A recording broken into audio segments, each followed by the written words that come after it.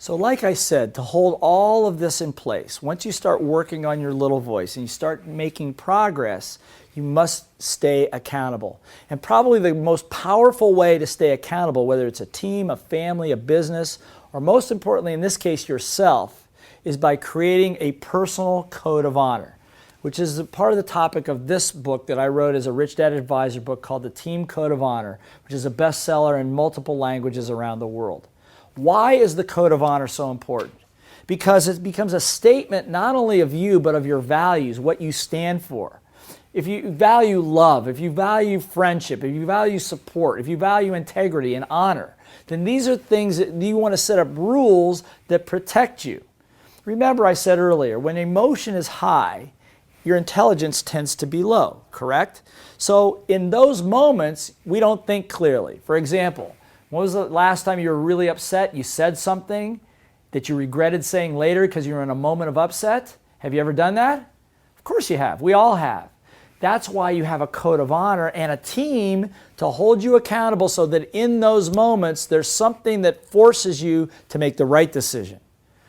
So grab your workbook, and what I'm going to ask you to do is you're going to create in this section your own personal code of honor. And all I'm going to ask you to do is to create a couple sets of rules for yourself. And if you want to do another set of rules for your business, that's fine. But at least a set of rules for yourself, maybe 5 or 6 rules.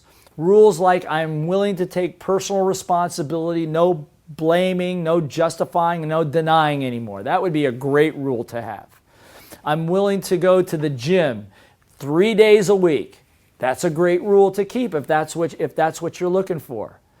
I'm willing to be a good listener and listen to everybody all the way through to make their point before I make a comeback. I mean, that's one for me because I have a tendency to want to cut people off, but I want to be a great listener. Does that make sense?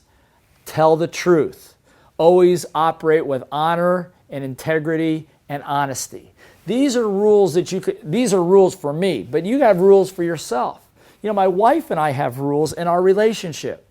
We have rules like never go to bed in the middle of an argument, which actually is kind of her idea for that rule. I kind of go along with it, but the reason we have that rule is because we will stand in the heat no matter what, however long it takes to get to resolution.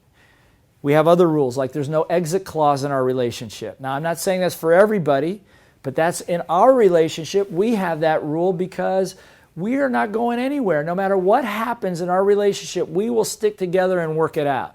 Be 100% loyal, no playing around. We speak every day, no matter where we are in the world. And probably the most important one of all is this one. If an argument between us goes on for longer than an hour, we call a timeout and we seek outside counseling and coaching because at that point we know our little voices are engaged. It has nothing to do with the other person. And you want to know something? My first marriage lasted about 1.5 years.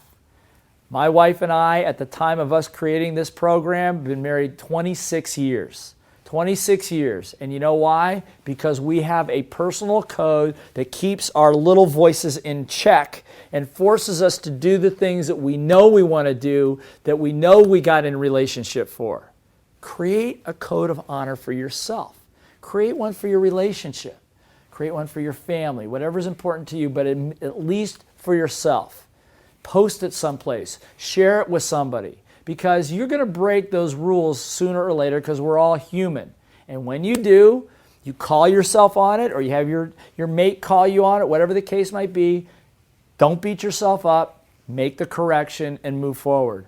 I can tell you that no great organization, no great culture, no great religion, no great individual ever became great without a strong set of values and a set of rules. Not just values, but rules that protected those values. Do one now and share it with your significant other if you have one. I guarantee you it's going to make a very, very big difference. Accountability.